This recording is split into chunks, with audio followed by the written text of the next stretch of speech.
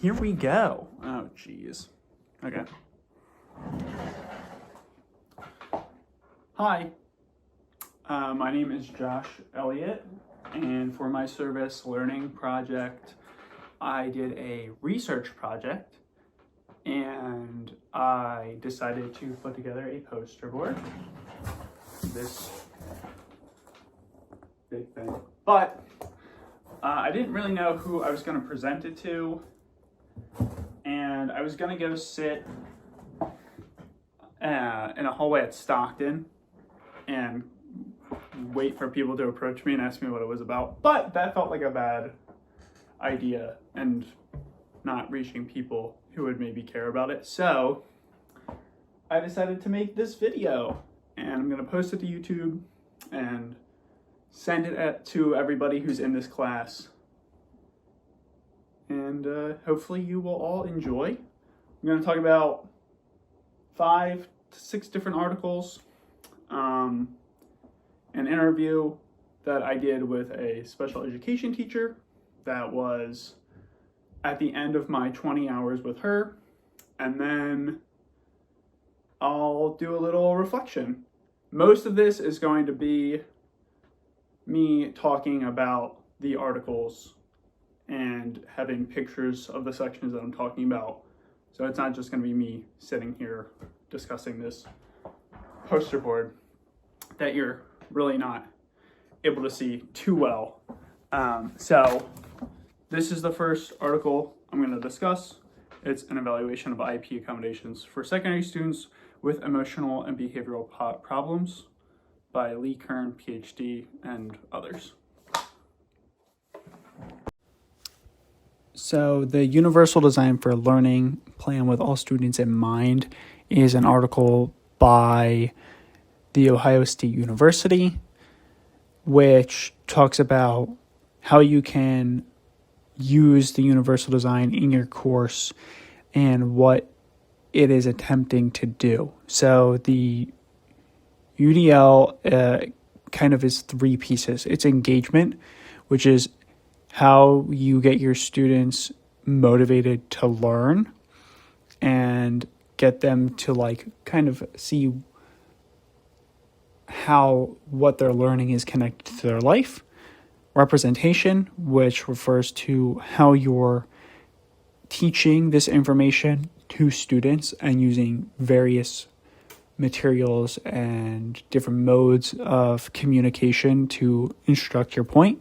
And then action and expression, which is getting the students to demonstrate that they've learned the knowledge in a way that is comfortable for them and allows them to express that they learned it in the easiest way. So if instead of saying everybody owes me a 4-page paper, you could maybe assign that to kids that like writing and are confident in writing, and maybe you could have other kids draw or make a presentation. The first article I looked at is an evaluation of IEP accommodations for secondary students with emotional and behavior problems. I chose this article because I know today a lot of teachers encounter students who have behavioral issues, whether from an emotional behavior disorder or not, and I wanted to see what accommodations were being used to help these students. This article discusses the types of accommodations that were provided to students with emotional and behavioral problems. The article stated that the vast majority of students with emotional and behavior disorders performed below grade level in literacy, and then later it said that fewer than 50% met their minimum reading standards in reading, and 80% scored basic or below measure for writing. They looked at the following accommodations. So for this, they used presentation accommodations, response accommodations, timing and setting accommodations, checking accommodations, cue and prompting accommodations, and then they kind of did structural behavior strategies. So an example of these accommodations, for presentation accommodations, they were defined as altering material or text. So this would be presenting it in a non-standard way, like a read aloud, Response accommodations were defined as any change in the way that students respond to questions, assignments, or activities. So this could be like implementing text-to-speech for a student that has difficulty writing or typing. Timing and scheduling accommodations were defined as changes in the standard time of an activity, assignment, or assessment. This would just be extending the time they have to work on it, allowing them to take breaks during the assignment, or chunking whatever information you're giving to them so they don't get really overwhelmed. Setting accommodations were defined as a change in the usual classroom location or structure where the students received instruction or participated in an assessment. They gave an example of proximity to a teacher in actual practice, which that does work, but I've seen also kids get taken like to the library to work on a test or to a different setting if the classroom environment is too much for them. Checking accommodations are just checking in on students and seeing if they understood what you told them. Cueing and prompt accommodations are defined as providing behavioral related verbal or visual prompts, cues, or redirection as needed. So basically making sure that the students know that they're behaving how they should. And then the last thing is just a structural behavior strategy, which is defined as a systematic approach, such as positive behavior support plans, consisting and using positive reinforcement for following expected daily behaviors. If you look at the chart from table 2, this is just a frequency and percentage of students who received each type of accommodation, but it does break down a lot of the accommodations that were looked at, and it gives you a kind of idea of what different types of accommodations are. So you have presentation, response, timing and scheduling, setting, check, cues, and structured behavioral strategies. And then under those are kind of what it would be. So under presentation, you have study guides or read alouds. So that's kind of what this chart is representing. So the researchers of this article wanted to answer 4 questions. And these questions were the following. What type of accommodations do high school students who exhibit emotional and behavioral problems receive in the classroom and on state/district-wide assessments? Do these accommodation types differ depending on the special education classification? Question 2. Do types of accommodations that high school students with emotional and behavioral problems receive in the classroom and on state/district-wide assessments differ depending on the student's demographic variables? Question 3. Does the number of accommodations in high school students with emotional and behavioral problems received in the classroom and on state/district-wide assessments differ depending on the student's demographic variables? And question 4. Among high school students identified as having emotional and behavioral problems, do the types of accommodations received either in the classroom and or on state/district-wide assessments differ depending on their academic, emotional, or behavioral functioning? The answer to question 1 was that among the 222 participants, the most frequent accommodations were setting, provided to 176, about 80% of the students in the classroom, and 180, about 82% of the students on state/district-wide assessments. Timing and scheduling were also provided at a high rate, about 82% to students in the classroom and 58% to students on district and statewide testing.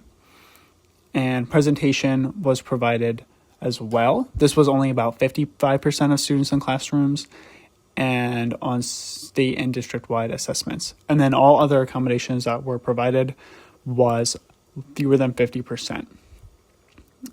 If you compare this to each disability category across accommodation types, similar percentages of students with severe learning disabilities and emotional behavior disorder received accommodations in classrooms for areas of presentation, around 56 and 59% respectively, and checking, 22 and 20% respectively. Furthermore, similar percentages of students with severe learning disabilities, emotional behavior disorder, or other health impairments received timing at 85%, 82%, and 78% respectively, and setting, 78%, 84%, and 78% respectively.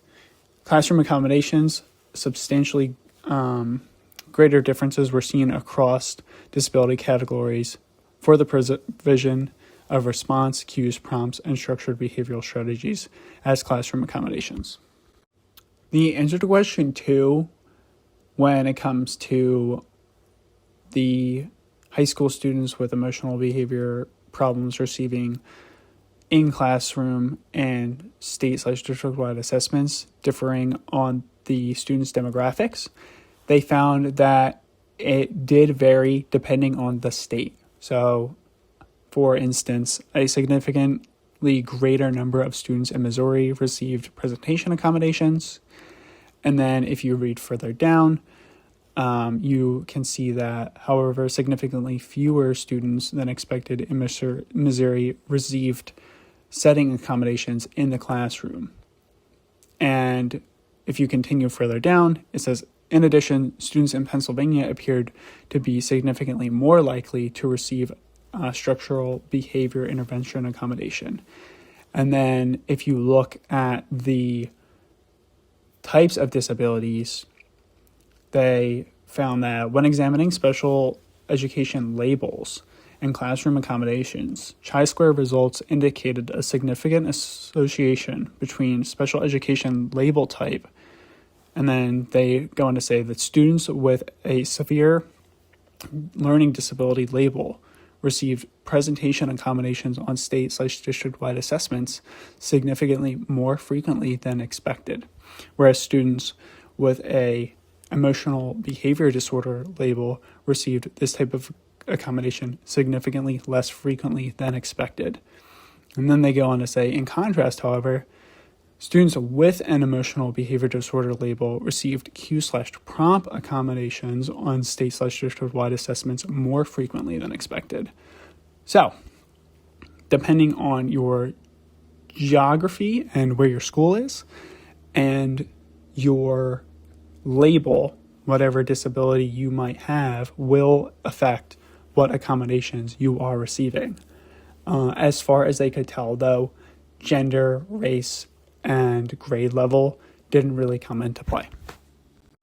For the third question, which was about the number of accommodations high school students received based on their demographics, the researchers found that in terms of accommodations received in the classroom, non-parametric analysis indicated that the only significant difference found amongst the demographic characteristics was related to the state of residence. So basically, if you were in Pennsylvania, you might receive 4 accommodations, and if you were living in New Jersey, maybe you would receive 6 classroom accommodations.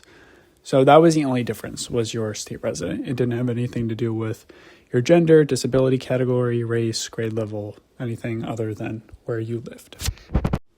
The fourth and final question that they sought to answer among high school students identified as having emotional behavioral problems: do the types of accommodations received either in the classroom or on state/district-wide assessments differ depending on their academic, emotional, or behavioral function? They said that a series of independent sample t-tests of classroom accommodations revealed significant differences only among students who had response accommodations. After answering the question, the article has a discussion section where they point out that in this area, there's not a lot of research, so teachers struggling to find the appropriate accommodations might be due to there not being a lot on emotional behavioral disorder. They also noted that several categories of the accommodations and the number of accommodations that the students received were affected by the state that they lived in.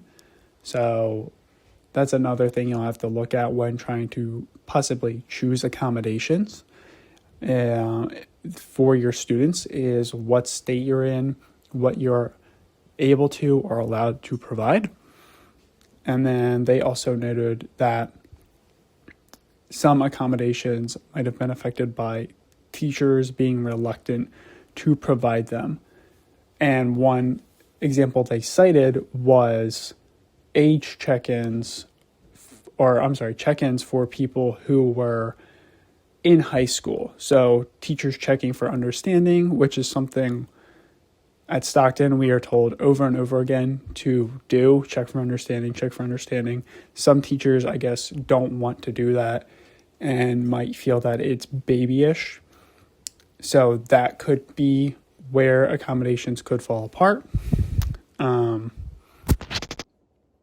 For the second article, I chose Enhancing Outcomes in Early Literacy for Young Children with Disabilities by Susan S. Johnston and others. This article I chose because I know that a lot of kids don't really read too much anymore and struggle with reading.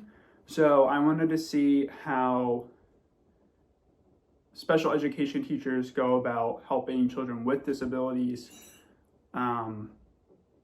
and teaching them literacy at a young age, and see how that can maybe be helped to be used to help older kids with learning disabilities that also struggle with reading. I know when I was observing, some of the kids that I was with had really low literacy levels. So it's just something I was really interested in, and seeing how they go about teaching it when they're still younger and not in secondary school yet. The second article I looked at was Enhancing Outcomes in Early Literacy for Young Children with Disabilities by Susan B. Johnston. Again, I wanted to look at this article because I wanted to see how teachers helped young students with disabilities develop their reading skills. And currently, because a lot of people think that there is a reading epidemic, I thought this would be helpful to kind of see how literacy is taught, and then maybe just see if it can be applied to older kids with learning disabilities at like a high school level. The purpose of this article is, quote, to provide specific strategies for supporting the emerging literacy development of young children with disabilities. And then they go on to say that more than 1 in 3 children experience significant difficulties in learning to read, and there is a strong correlation between the skills with which children enter school and their academic performance. And then they continue on, and then they say, failing to give children literacy experience until they are school age can severely limit the reading and writing levels. So right now in the article, it starts out by saying that it's important that they learn how to read. These are going to be some strategies, and that if you wait for your child to develop literacy skills instead of kind of taking a proactive approach and teaching them like letters before pre-K, it can already have hindered their performance. The article discusses how you can do different things to help students. One thing they talked about was a literary-rich environment, and they said that teachers who create a literacy-rich environment can increase the chances that students will read by 3 to 10 times, and that these environments provide children with the opportunity for acquiring skills related to book knowledge, print awareness, phonological awareness, alphabet knowledge, and early writing skills. By increasing book knowledge and appreciation of print awareness, educators can increase the knowledge and interest in books, the ability to retell, predict, and dictate stories, and they can just increase overall engagement. Some of the ways that they say that you can do this is by pointing to the print while you are reading aloud and teaching the children that the words are telling a story, asking the children to retell or act out the story with costumes, puppets, or props, or asking the children to predict what will happen later in the story. I definitely think that recalling stories and asking about predictions are definitely still used in higher education and could be applied at a middle school or high school level. The article then goes on to talk about phonological awareness and adapting instructions to support emerging literacy development. For the phonological awareness, they say that you could play rhyming games or break things up by segmenting the words into phonemes. And then they also noted that many children with disabilities are at risk of becoming poor readers or non-readers. Although the disabilities themselves may create barriers to learning to read and write fluently, there is also evidence that children with certain types of disabilities may have more limited access to literacy opportunities. Thus, it is important to consider ways to adapt instructions to ensure that children with specific disabilities have access to literacy opportunities. And then the article goes on to talk about different disabilities and how you as an educator can make accommodations to help these students overcome their disabilities and still get practice with reading. So the article addresses a couple of disabilities. I'll start with children with communication delays, and they suggest that you could have these children listen to a book on tape and follow along, and that you could also use gestures, movements, and facial expressions to demonstrate the meaning that you're trying to communicate. You could also use visual aids to illustrate the oral or written language. You could put them with a peer and use peer support strategies, or you could act out stories. Children with motor delays, they said that, quote, the research suggests that persons with severe speech and physical impairments, such as cerebral palsy, have a much greater difficulty than peers in developing oral and written skills, and that providing frequent, high-quality language and literacy experiences can be particularly challenging for children who have SSPI. But they noted that some ways of providing these experiences could include something like positioning a child in an optimal spot in the classroom. You could provide adapted writing and coloring utensils, or you could maybe stabilize any sort of like pens or pencils or materials that they're using with Velcro. The article then discusses children with hearing impairments, and they say that, quote, children with hearing impairments may have limited access to early language and literacy interactions. And then they do mention also that the accommodations they're about to mention might have been listed previously in the article, but they still wanted it to be here specifically for this disability/impairment.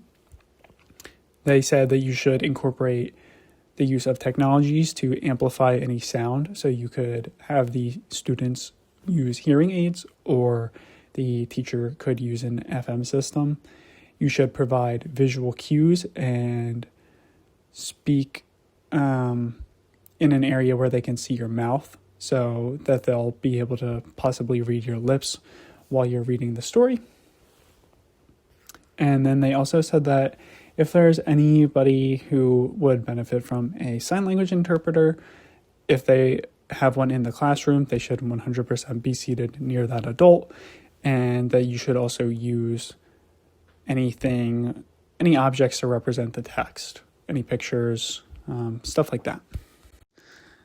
The last disability or impairment that the article talks about is children with visual impairments.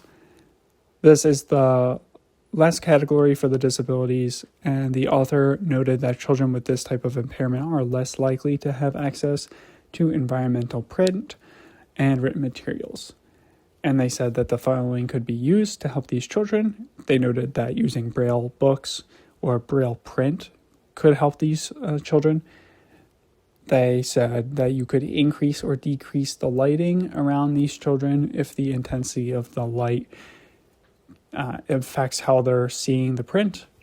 And then you could position material and use other strategies to help them see the material. So if they need a book stand or a light box, or if they need something with darker text, possibly bigger lettering, you could do that.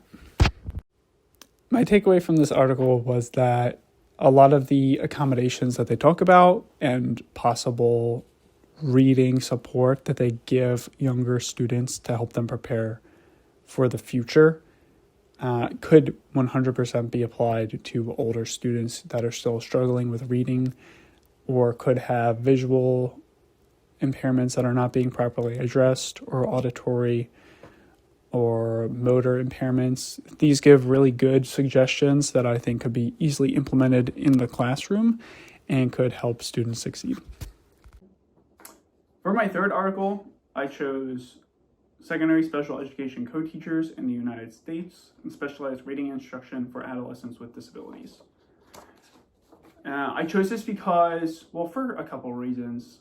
I might get into it more when I'm on the article, but the main reasons is because you need to learn how to co-teach as a teacher, and if you're going to have special children with special needs in your classes, if it gets to a certain number, a co-teacher who is a special education teacher is put in your classrooms.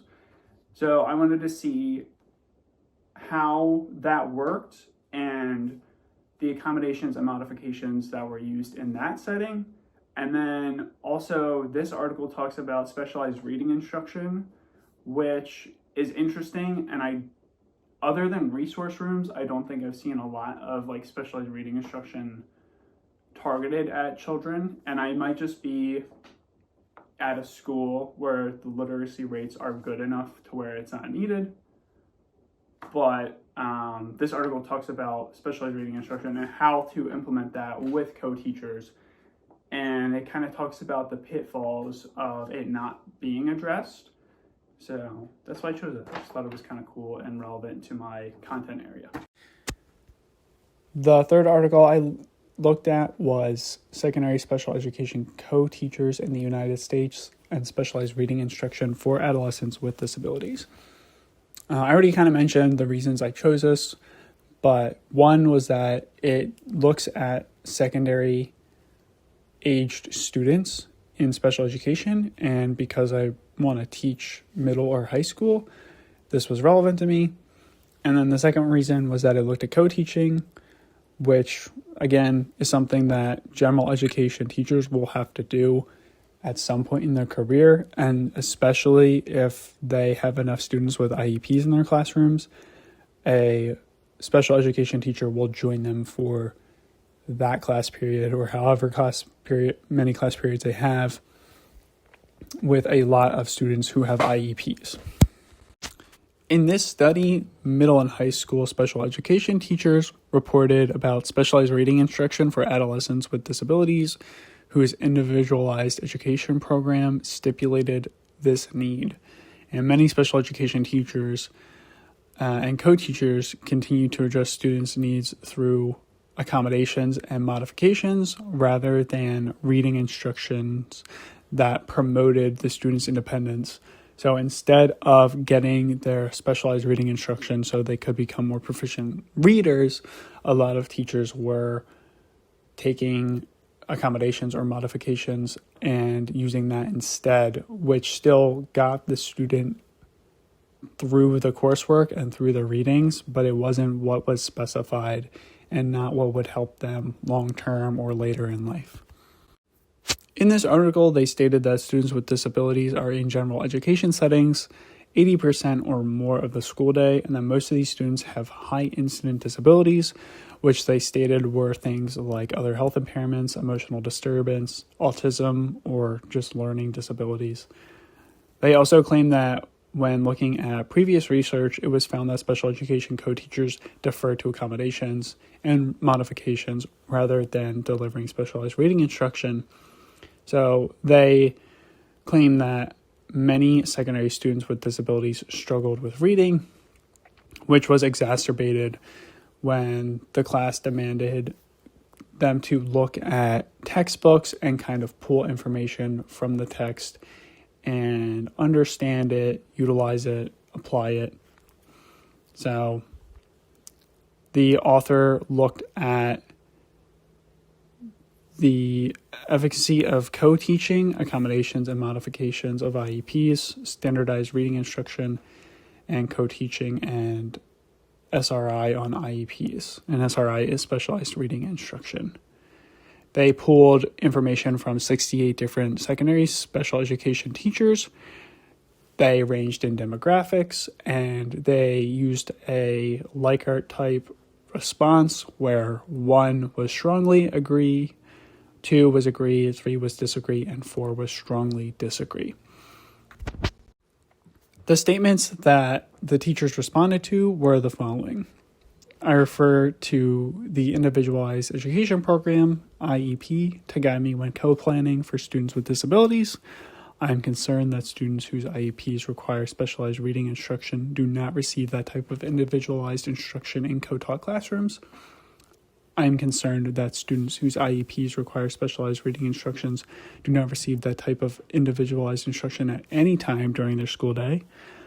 I am concerned that students with IEPs require specialized reading instruction receive accommodations and/or modifications such as videos or digital recorded books that minimize their need to read, not individualized instructions that increase their decoding and comprehension. When IEPs for students with disabilities say that specialized reading instruction is scheduled to occur during the co-teaching situation, we primarily plan for that by building accommodations and/or modifications, such as the use of audiobooks or digitally recorded books, into the lesson. When students with disabilities are in co-taught classrooms all day, it is difficult to plan for specialized reading instruction. When students with disabilities are in co-taught classrooms all day, at least one content area is designated as a class in which the students receive their specialized reading instruction. And the last one was, I believe students with disabilities who have IEPs requiring specialized reading instruction have difficulty making reading progress in co-taught classes where I am a co-teacher. And then they said, quote, most special educators indicated they refer to the IEP when co-planning. Per this reason, co-teachers' use of IEP content to guide them when co-planning would seem to increase the probability that accommodations, modifications, and specially designed instruction were delivered in co-taught classes. And then you continue to read, and it says, in the current study, half the co-teachers were not concerned when students did not receive SRI noted on their IEP, which is specialized reading instruction. So special education then and now might not be providing specialized reading instruction when IEP specified that it should be provided. This is a big issue because if it is being required, it should be taught. And this is for students who need the specialized reading instruction that goes over decoding, helps them with their fluency. And this is a huge issue because if you look back at the article we just read and helping kids learn how to read and why it's important, you're robbing them of what they need. And for specialized reading instruction, it could just be taking them with a small group instruction while you're co-teaching and giving a different lesson that's more accommodating for their needs. So later in the article, they quote and say, that other researchers found that students with disabilities in co-taught English language arts classes usually received whole group instruction with minimal individualized instruction specified to decoding and comprehension. And then they go on to say, a drawback of co-taught settings can be the absence of intended instruction needed by some students with disabilities.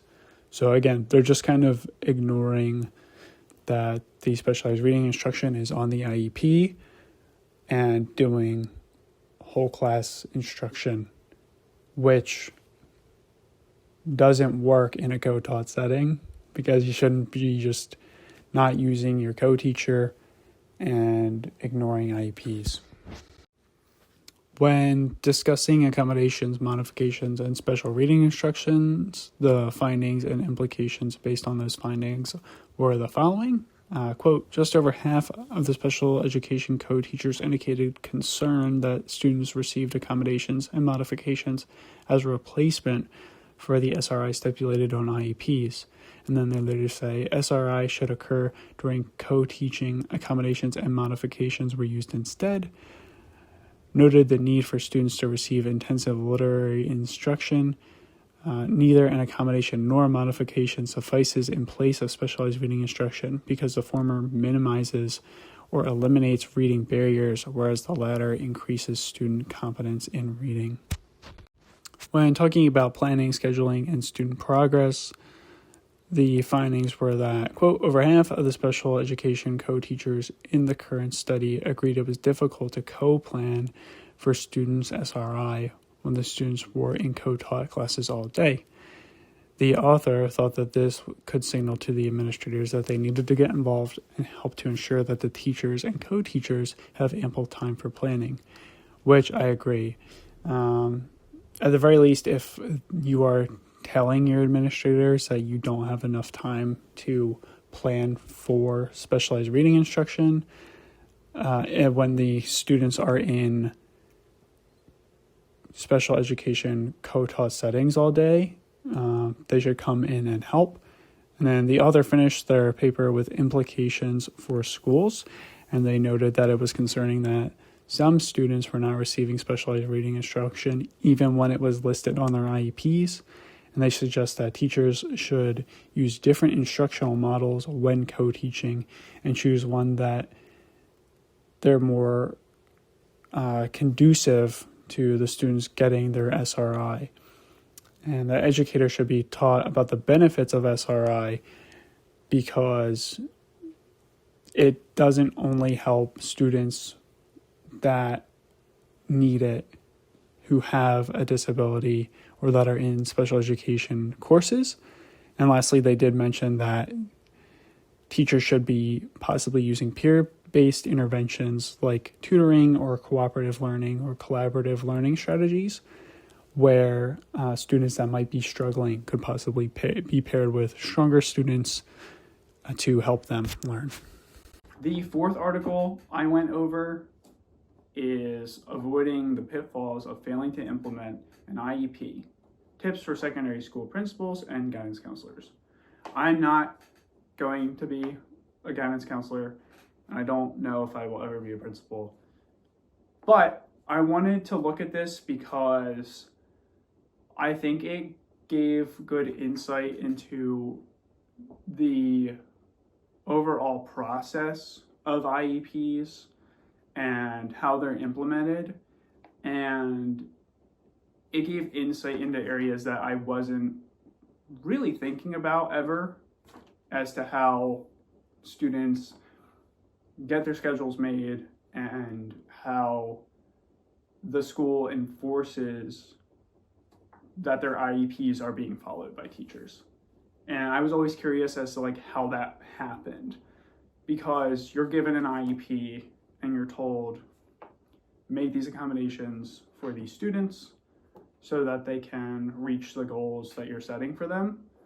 But if you don't, I was like, well, what if you fail to do that? And there are meetings and follow-ups to see if the accommodations are working to help the students reach these goals. But I don't know, I wanted to have a better picture of like the whole thing. And I think this little article does a good job of kind of explaining how one school district goes about making sure IEPs are implemented. Article 4 is avoiding the pitfalls of failing to implement an IEP, tips for the secondary school principal and guidance counselor. So this article talks about the reasons why IEP plans are not implemented, and talks about how the problems with failing to implement the IEPs can be avoided. And I thought this would be good to look at and discuss IEPs and what to do when they're not properly implemented. So it starts off by defining an IEP as, quote, a document that outlines the instructional goals, objectives, evaluations, criteria, specially designed instructions, and related services that should be provided to a student with disabilities so he or she can be successful in school. Then the author talks about the St. Mary's Area School District, which is where they got their data from for this paper. And it says that, quote, in the St. Mary's Area School District, the middle level and high school special education classes are departmentalized. And that special education teachers are assigned a specific subject like English to teach to all the special education students in the school. And each of these teachers is assigned a resource room study hall for 1 period a day. I think that this makes sense that one special education teacher is assigned to an area. Hopefully it is one that they have background knowledge in. I'm sure that is the case. And then they run that class for whoever needs it. At TAC, this is sort of like the place that I observed, which was a reading resource room, and anybody who needed specialized education for English language arts would go to that class instead.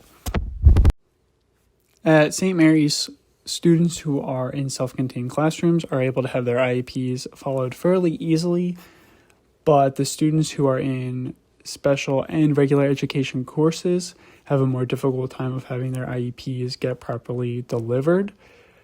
To work around this, they make sure that there are no scheduling issues for like mismatches, and the school takes multiple steps to ensure that students who are already attending the high school, coming in from the middle school, or are transferring into the school get what they've required. Some of these students have so many needs, though, that it's hard to fit everything into one day. I didn't really think about this before they gave an example. So the example they gave is that a student needs to meet with an emotional support teacher 1 period a day and get pulled for speech therapy maybe twice a week. And then they are released the last 2 periods early of the day to go work in like a co-op setting. And then trying to fit all of this and the required courses into one schedule for just like a school day would be really difficult. And I can see why some IEPs are not met. With all of this work going into scheduling, you kind of wonder why the IEPs fail to get implemented, and some of the reasons they gave are that teachers are not aware of what is required, that the teachers may not be knowledgeable about how to make these accommodations or get accommodations and get them to work. And then the last is that teachers might just refuse to follow what has been outlined. So to get around the teachers being not aware, they make sure a memo is given out, and this memo directs every general education teacher to the front office at St. Mary's, where they read the IEPs for any students that they will be teaching, and then these teachers are required to acknowledge that they will make the accommodations for these students. And then to help them make these accommodations and make sure that the students are getting what they need, the general education teachers are able to meet with any special education teachers and work on using the correct accommodations from the IEP. And then lastly, to get around any refusals, if a teacher refuses to follow the IEP, the principal or director will have a discussion with that teacher. And then if they still refuse, they are given a written directive of non-compliance. And then I'm sure there are further steps that are taken that are not outlined in the article. All right, so I have 2 more things to talk about.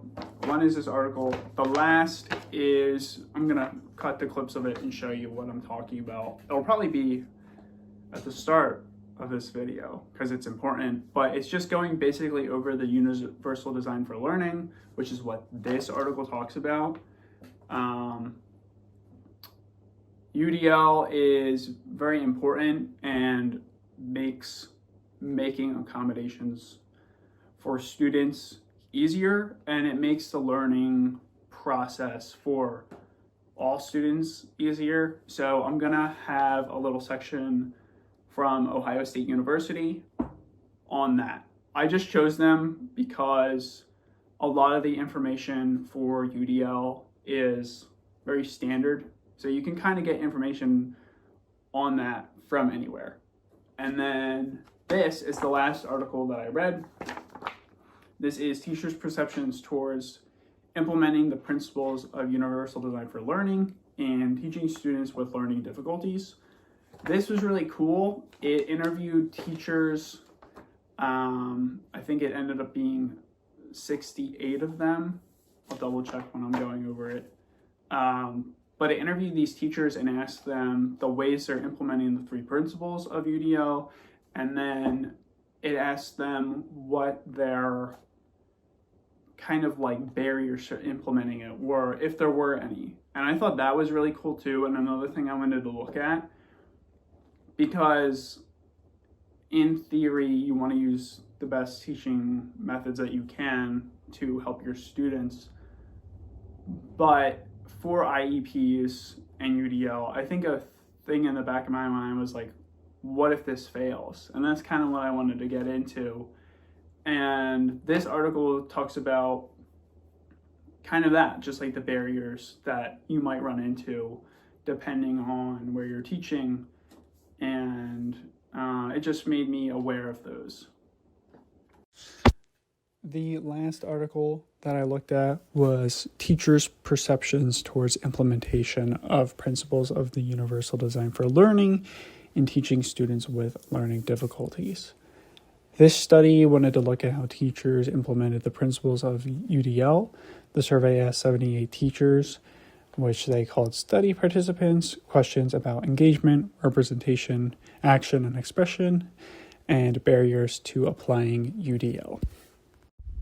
The study starts with an introduction and then went into a literature review and said that UDL is based on the idea that lessons can be purposefully created to include multiple ways of accessing, producing, and assimilating information, making education accessible for many learners.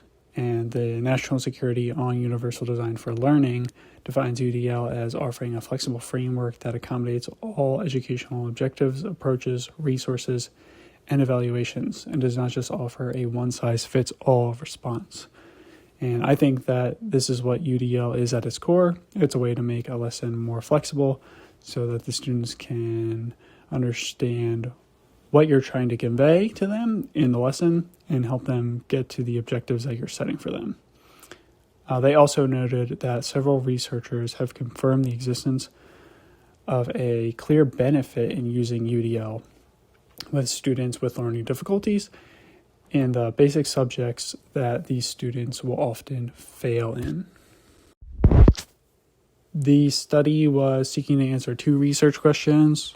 What is the level of implementing UDL principles among teachers that are teaching students with learning difficulties? And what are the barriers that teachers face when trying to implement UDLs to students with learning difficulties?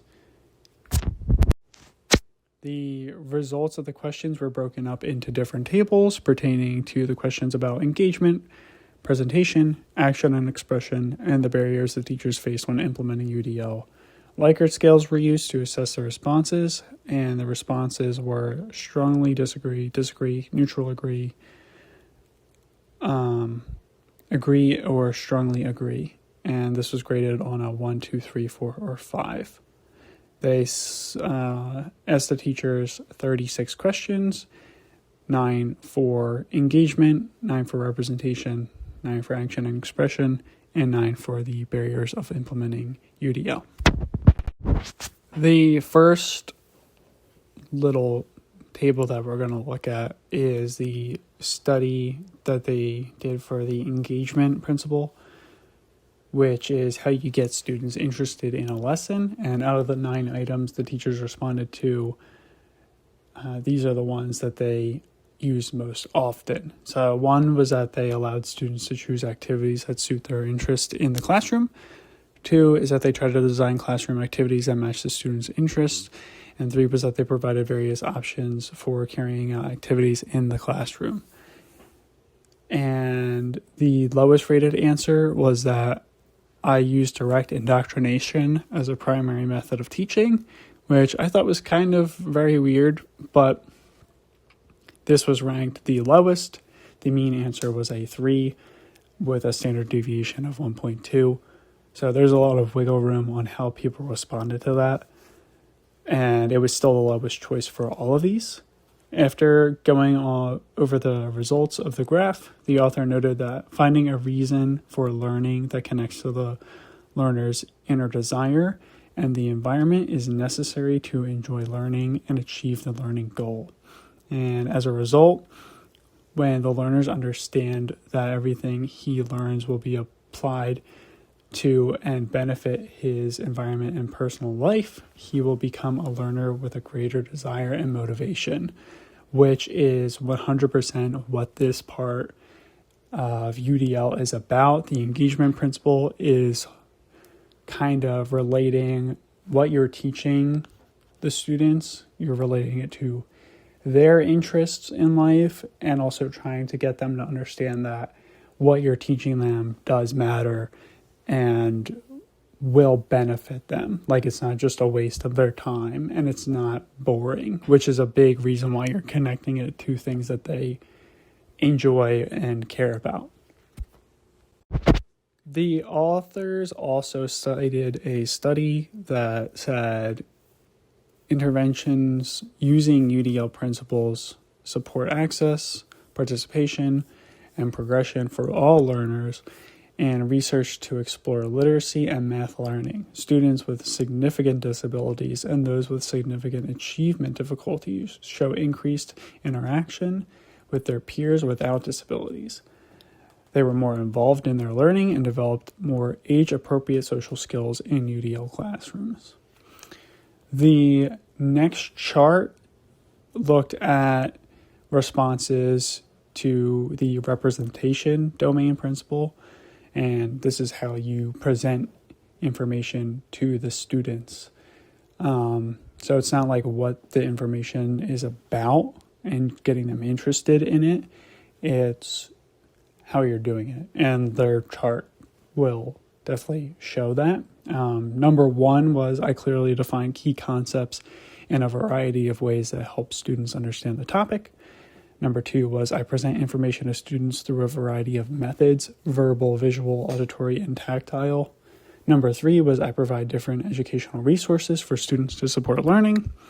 And number 4 was I present information to students in various forms, such as diagrams, illustrations, and visual concept maps. This is all super important and is really taught to us at Stockton about how are you implementing multiple ways of representation in all of your lessons. Are you including a YouTube video for visual learners? Are you making up a little song for auditory learners? Are you making up movements or dances to go along with whatever you're teaching for like kinesthetic learners? This is a really big part of UDL. And then the author goes on to say that, quote, they clearly define the basic concepts in various ways and diverse methods in order to deliver information to their students to help students understand the subject. These findings further support the idea that teaching using the principles of UDL in inclusive classrooms led to a significant increase in student behaviors, interactions, active participations, enhanced social participation by increased peer interactions, and increased student independence and inclusiveness. The next chart that was looked at was the action of expression principle, which is how teachers allow students to express that they know the material. This could be something like letting a student create a presentation instead of writing an essay to show mastery over a topic.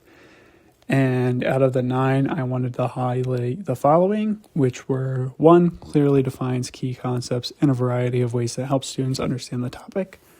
2 is I encourage students to self-monitor their own behaviors or conduct in the classroom. 3 was I provide students with different types of activities to demonstrate their knowledge through multiple methods. The 4th one I wanted to highlight was I allow students to choose their preferred appropriate way of completing assignments. The 5th was I provide students with models of example of class projects and assignments. And the 6th was I provide students with different types of assignments that include modern teaching means such as presentations and videos. This was, again, another huge part of UDL, and it's just letting the students, giving them a choice as to how they're going to show that they have mastered what you're teaching them. If you want them to talk about the theme of a book, they don't have to necessarily write an essay on that. That can be one of the choices. And then you could do, ask the students to draw if they're better at drawing, or ask them to make a presentation if that's what they like, or make a skit. It can be really anything. There are now a lot of teaching methods like choice boards where you'll let students choose the assignment, and then the assignment typically is related to like how they're going to present it, but it's all about like one topic. So if I was teaching something on like, I don't know, Edgar Allan Poe, I would have 4 different assignments and then say like, you guys need to choose one of these to show me that you learned about the short story we read. The final table that was in this study is about what difficulties the teachers ran into when implementing UDL. And the ones that I pulled out of the list are as follows. 1, there was limited internet access in my school. 2 is that there are not enough training courses related to providing modern information in the field of education. 3 was that there are no computers at the school. 4 was that I have no understanding about UDL. 5 was I have knowledge about the basics of UDL, but not enough knowledge of how to implement it. And 6 was I believe the use of technology in the classroom disrupts the educational process. And then there's a quote later in the article that says, these findings agree with Scott's from 2018, findings which showed barriers to the implementation of UDL as follows. 1, the necessary for teachers to reinforce inclusion. 2, necessary for marginalized reinforcement. And 3 was the necessity of enhancing teachers' knowledge of UDL. Just to talk about the final, I thought it was very normal, I guess, that the schools that lack internet access and computers found it difficult to implement universal design for learning. And I also thought it was totally fine that teachers that didn't know about it had difficulties introducing it. The one thing that I thought was interesting was that some teachers didn't want to implement it because they thought that technology disrupted the educational process. And being somebody who's student taught in the modern times, Chromebooks and phones and all that can make teaching harder and getting the students to pay attention and care about things more difficult when they're off watching other videos or playing games. But I think that's more of a classroom management thing, and you're kind of throwing the baby out with the bathwater when you're saying technology's bad and disrupts it, when it can be super beneficial for a lot of students. And if you're managing your classroom right and setting expectations and letting them use technology that will make learning easier for them, then I think it just becomes beneficial to have it in your classroom. And while I am somebody who doesn't love using Chromebooks 24/7. I can recognize that they're beneficial and definitely help students that might not write as well or might need them for whatever reasons. It could read to them. It could, if they have applications like Grammarly, it can help them with writing and formatting essays. And I think it's just useful. And I was surprised that one of the issues with implementing it was that they don't want to and that they think that adding technology will make it harder to teach. Hi. Okay, so those are the 5 articles that I read, and I just have my interview with the special education teacher that was at Tech that I sat in with. She ran a reading resource room, and I was in there for about 20 hours. This is the interview. I put it on the board, but I'm just going to go off of this. So the first question I asked her was that I said, I noticed that you give students sentence starters, or we'll change the Lexile level, or like to give them an alternate version of the text. And I asked her if she used any other accommodations or if these were the most effective accommodations that she has found.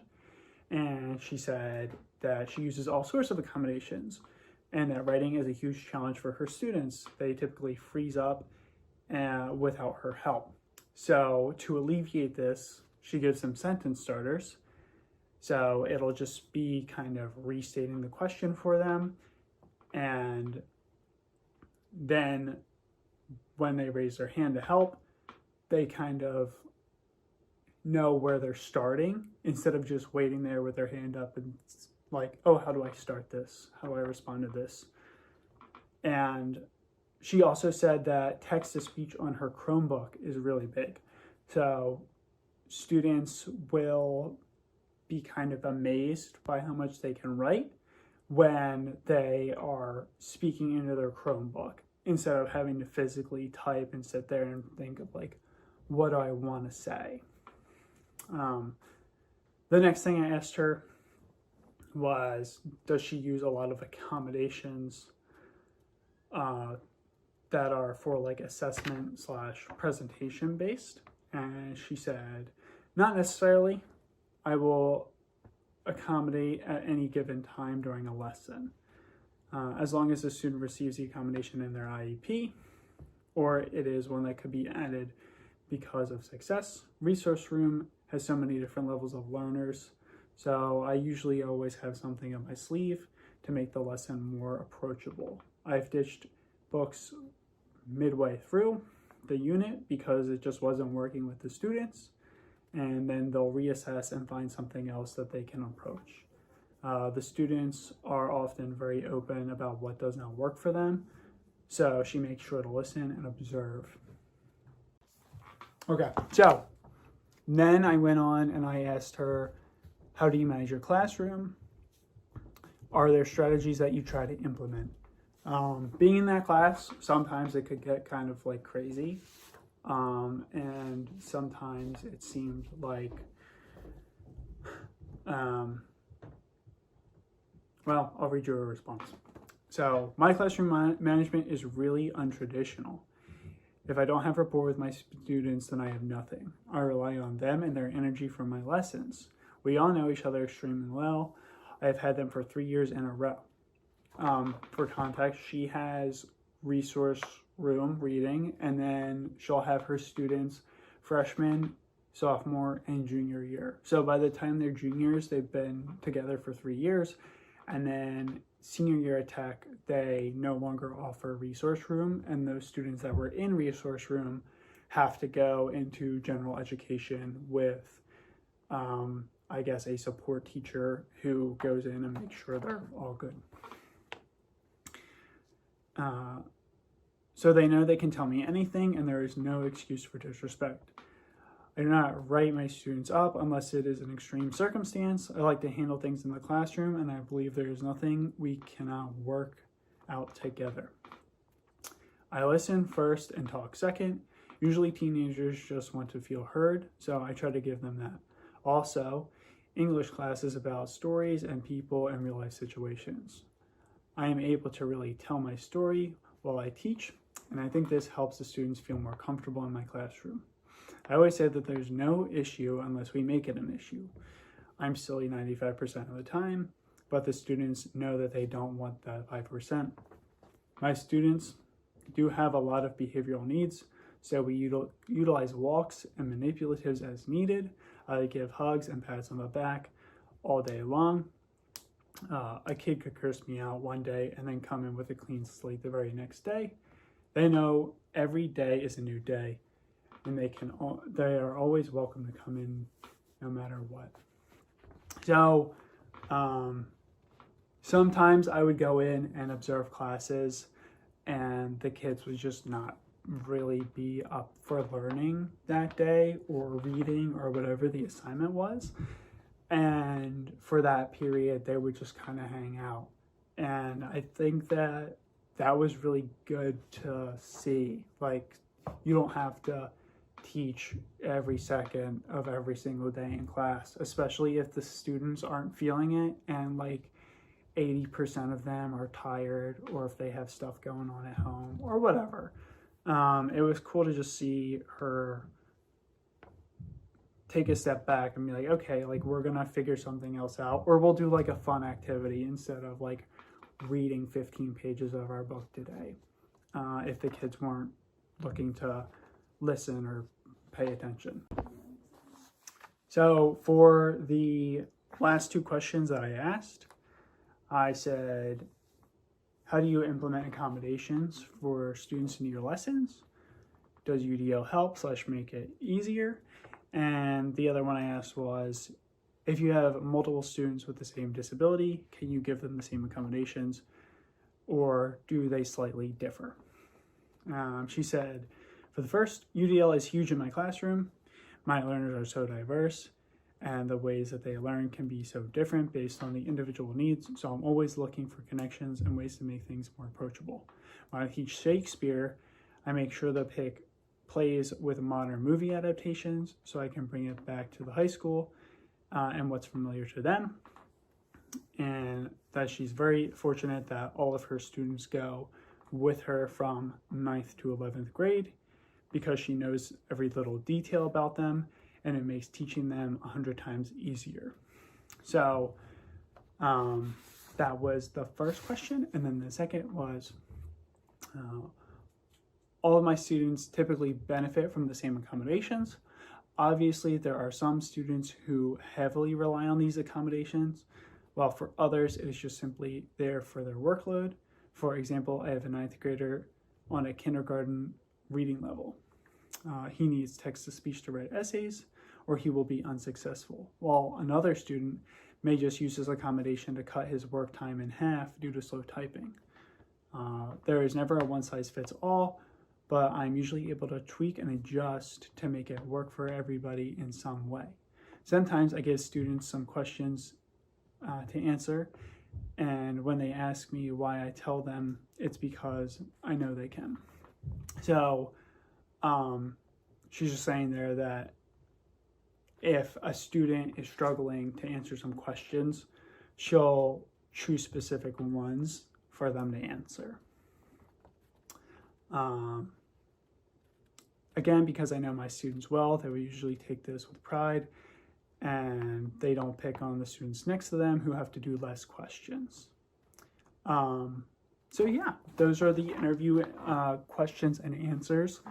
I thought my time in the classroom was very eye-opening and super useful. It was really good to see how she manages her classroom, and I really liked seeing the different accommodations that were used, like sentence starters.